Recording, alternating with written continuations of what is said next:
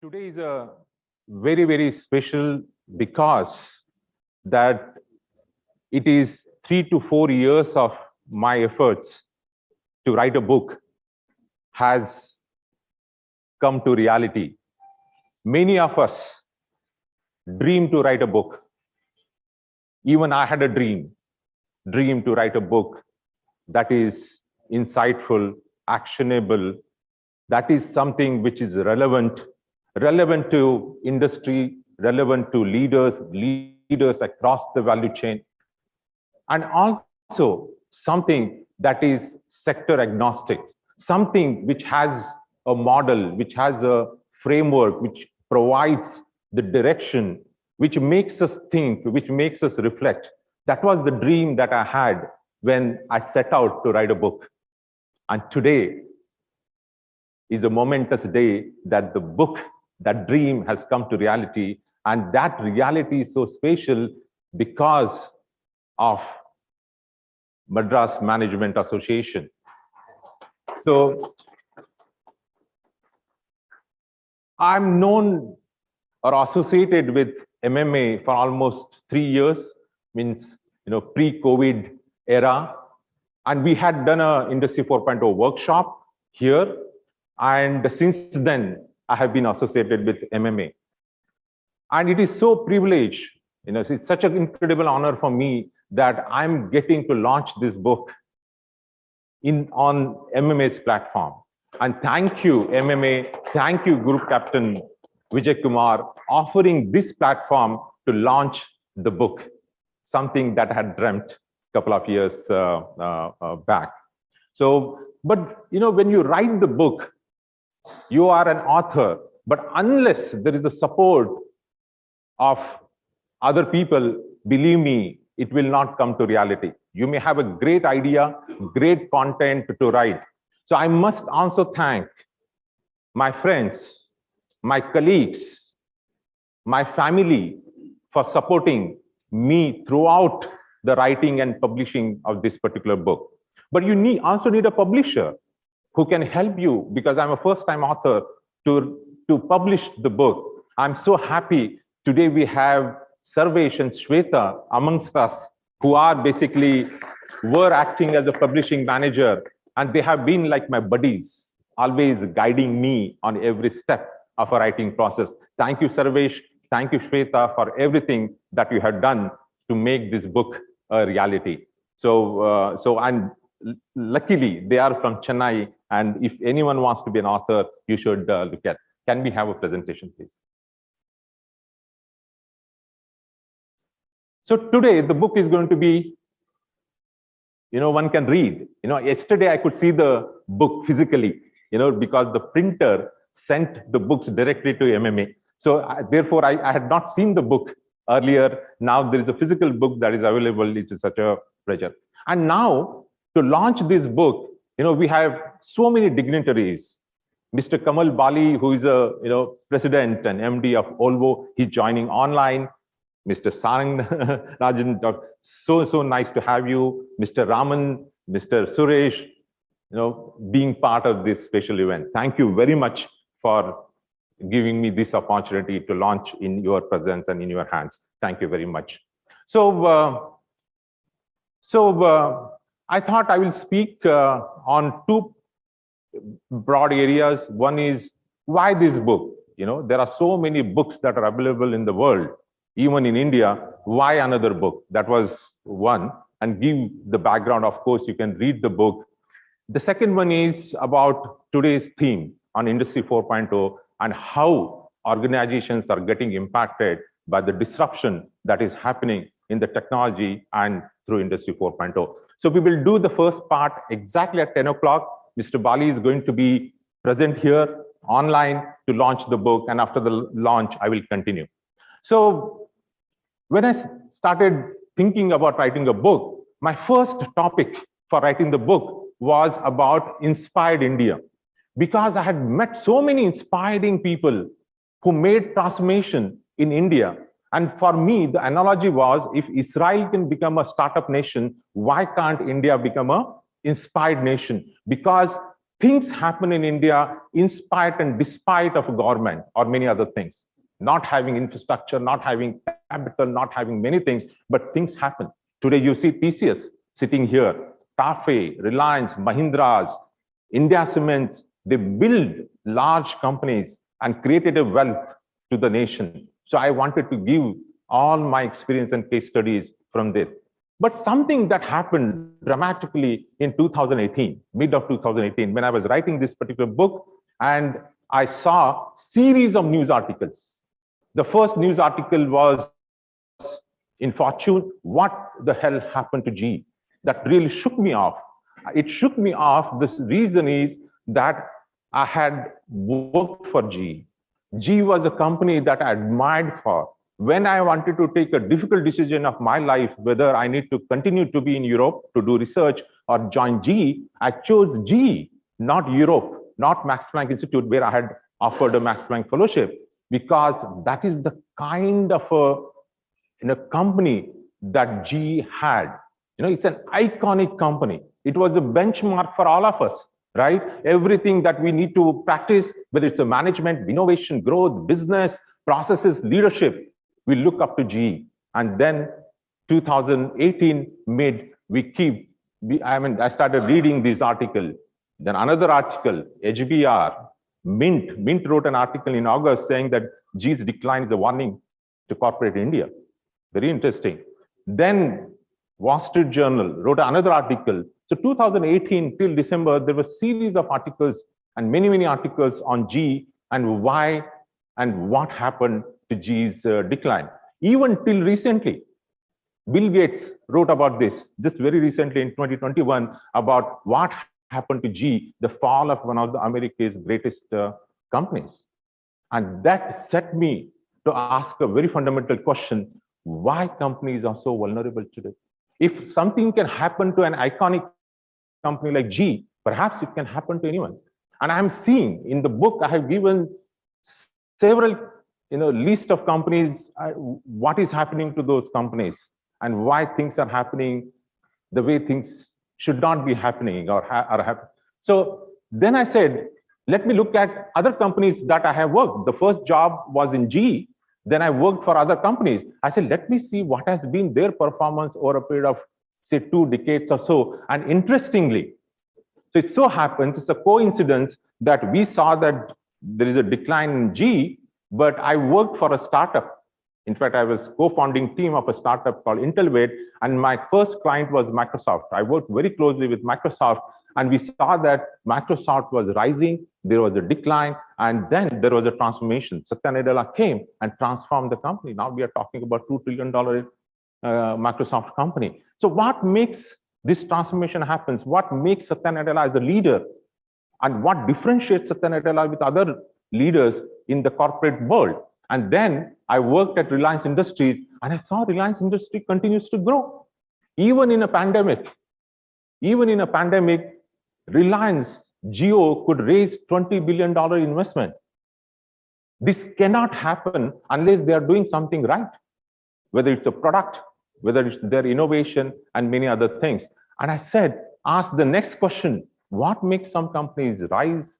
What makes some companies fall? What makes some companies stagnate? And what makes companies to transform even after the decline? And that was my second question. And these two questions made me to write this book, to find answers to these questions. And these are the questions that we will have every day in our organization. We are asking, how do I grow? How do I grow sustainably?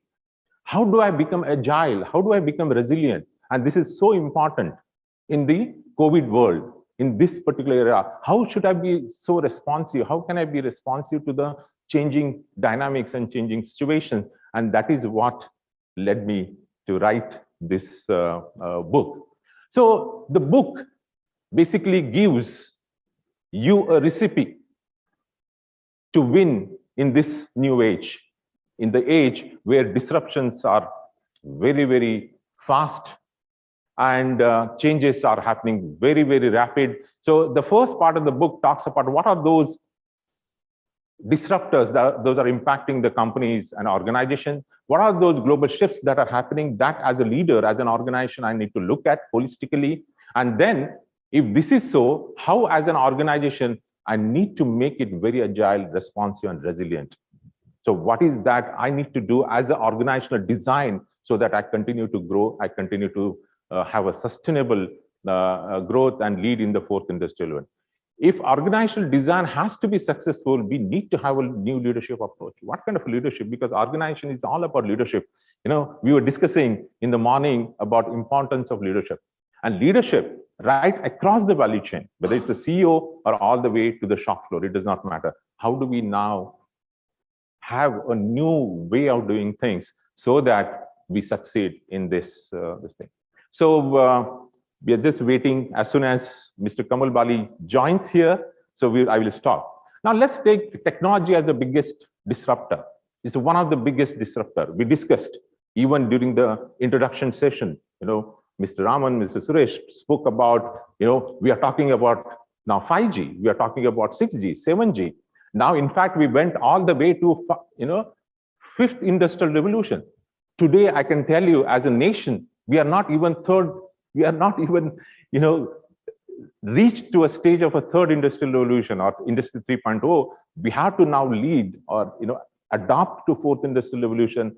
And now what I'm hearing is that very soon we are going to have a fifth industrial revolution. So why this? Why fifth industrial revolution that we are discussing today? What makes that possible is because the technology is evolving exponentially. Technology is growing so rapidly, but if I look at organizations and leaders or individuals, we always think, act, lead linearly. For example, our mindset for centuries and centuries is that if I have to become a engineering, I need to first do first standard, second standard, third. It's incremental. That's the mindset that we are into. Even our, you know, promotions in the organizations, if I want to become a manager to a leader, it's a incremental. And we call it increment. You get 10%, 15% raise yearly. That's the mindset that we are into. And we think incrementally or linearly, but technology is going leaps and bounds. And this is the tension that we have, the tension between the way technology is growing and the way we are thinking, and there is a big gap, and that tension has to be reduced, which means we as a, you know, people and organization, we need to evolve so that we catch up to this exponential change. The second big thing that is happening in technology is not that just that technology is like computing power or sensors, the performance of sensors are growing exponentially, but there is a biggest change that is happening is convergence of technology that we had not seen in third industrial revolution. The very basis of fourth industrial revolution is the convergence of technologies. The two technologies coming together. For example, we have information technology. Earlier, it was independent. We were looking at implementation of IT in digital, you know, automation and so on. And OT, operational technology, was independent. So now what is happening is now there is a seamless integration of IT and OT. That's the kind of a convergence that we are looking at. And once we have convergence, then very new things will emerge in the world. We are talking about, because of this convergence, machines will become more intelligent than humans. Or we are talking about integration of IT, OT, and BT. We are talking about biointelligent systems. The world will become very, very different when we talk about convergence of technology, because that's the force multiplier. It just multiplies its capability. And what is the result of this? The result of this convergence of technology led to the fourth industrial revolution. If there was no such powerful convergence, there would not have been the fourth industrial revolution happening, because this IT and OT, they came together. Now we had a seamless integration that we call Industry 4.0 or IoT stack, and that makes that possible. So the convergence of a technology led to the fourth industrial revolution. And then, you know, the World Economic Forum founder Schwab-Klaus said that the fourth industrial revolution will affect the every essence of human experience, which means everything that we are doing, it does not matter whether you are in the industry or whether you are in a government organization, social organization, it does affect because everything has to do with the humans, not just intangible. So now the question is, what does this mean to organizations? So that's the purpose for which we are here to understand this and learn. End of the day, when you go back, we wanted to have certain learning, certain actions from this conclave and seminar. So just a quick activity. I'm a professor also. I need to do a little bit of activity, not just talk. So I want you to just complete this sentence. Like Tesla is a company. For example, if I had to say TCS is an IT company, or if I ask, say, Dr. Reddy's lab is a pharma company. I'm just, what kind of a company? So what is Tesla? Tesla is a technology company, automotive company, right? Clean tech company. Robotics company, very interesting. Huh? Green friendly, sustainable company, right? Very interesting. What about Novartis? Pharma company. A century-old, large pharma company. Any doubt about Novartis? No, right?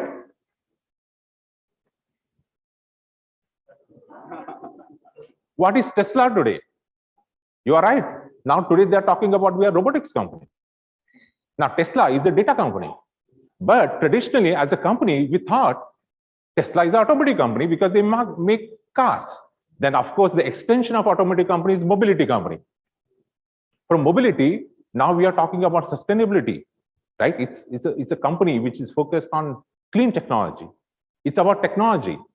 But this is Tesla is not the kind of the company that we think, but it is a very different company. It's a data. And of course, they have the largest data collected so far in the automotive or mobility industry. Now, this will surprise you. What is Novartis? Novartis, you said pharma company. There was no doubt there. Tesla is a new age company. But look at how Novartis is transforming. Now, Novartis is saying on becoming a data science company, not a pharma company. Look at how the transformation is happening. So now Novartis pins hope on data science, AI, and drug discovery. Now their company. Why this is happening? As I said, the convergence of technology. There is nothing like one pharma company. I do a research, discover new molecules, produce molecules, and sell. But now everything that happens in the discovery is all about data, AI, and many other things. So now companies have to transform to a new impact of disruption of this. Now, what is the future of innovation then? Where the world is heading. Now, how we should, as an organization, should focus on the innovation. So in the past, what we looked at generally as a companies, as a corporates, as a MSMEs, we looked at products, processes, and business models. Mostly. Our whole focus today, if you go to boardroom or go to senior management leadership, we talk about how do I improve my processes, how do I improve my business model, how do I enhance my product performance, and so on. But now, what is going to happen? Because of this Industry 4.0, because of the convergence of technology, because technology is growing so fast exponentially, what is happening to the companies is why Novartis is becoming AI company, or for that matter, Tesla is becoming AI company, is just because look at the way things are going to change, are already changing. Now, we had a product, say, suppose I'm a tractor manufacturing company, then I want to make it a smart product, right? I want to have some chips, I want to connect this to internet and so on, but then I want to make it a connected, smart tractor. That's the evolution, right? This is how we are looking at, but this is not enough, because if you look at the user is a farmer. If let's assume that user is a farmer, what farmer is looking at is he wants a platform a system to manage all his farm equipments. So now we are talking from a product to a platform or a system. Now, but you can go still beyond this system or a platform. Now we are talking about system or system where farmer is saying, I want entire farm management system, not just the farm equipment management system. Now, if you are a manufacturing company or making the tractor as your product or any service, you need to look at what user is looking at. And now, because the technology is possible, then we can actually start thinking about platforms and system. Now, as a leader, what we used to think is become a systems thinker, right? That was a big thing. Don't just think about the component and the product. I become a system thinker. But believe me, in my book, I'm saying that you have to go beyond systems thinking. You have to become system of systems thinker. If you want to become a leader, you have to think not just the system, but system of system. This is very, very important. Now, why this is important? Just let's take from an economics perspective. Take 5 companies, large companies, like say, for example, Apple, Microsoft, Alphabet, Amazon, and Facebook, the 5 companies. So can you guess what is their market cap of these 5 companies? It is $8 trillion. And it's $8 trillion. The simple reason is they have not focused on the product or making a better product. All of them, they are platform companies, and they are platform of platforms company. Amazon is a system of systems company, platform of platforms company. Then only now Amazon is now talking about trillions of dollars of valuation. Now I'm asking you, you are all industry leaders or future leaders, technology leaders. Now, what kind of a role you want to play in this game? You need to decide. You need not build system of system, but what is that you want to do so that you become part of that system or system of systems. And therefore, as an organization, as a leader, you need to start thinking about this. So what the book is about, now how do we create sustainable growth and lead in the 4th industrial revolution? The book offers, as Mr. Kamalwali said, offers a framework to build that agile, responsive, resilient, sustainably growing company. And so that they can lead is this, I called it NOW framework, New Age Organization Framework, which has 2 big disruptors, technology and sustainability. And these are the 3 big global shifts that are happening: economic, geopolitical, and demographics. And we will see a lot of case studies, how these things are impacting businesses. If this is so, then what kind of a new organization we need to build? Of course, it has to be nimble, agile. Therefore, you need to bring that startup way culture within the organization. And then it is not just enough to become a startup or a kind of a culture. You need to bring profits with purpose. That's what Mr. Kamalwali was saying. If we look at the future, is not about just the profits. It's about, about purpose. It's about stakeholders, not shareholders. You have to go beyond shareholders' value. You have to go for a stakeholders' value. If we build these 2 things, you need an entirely different leadership style.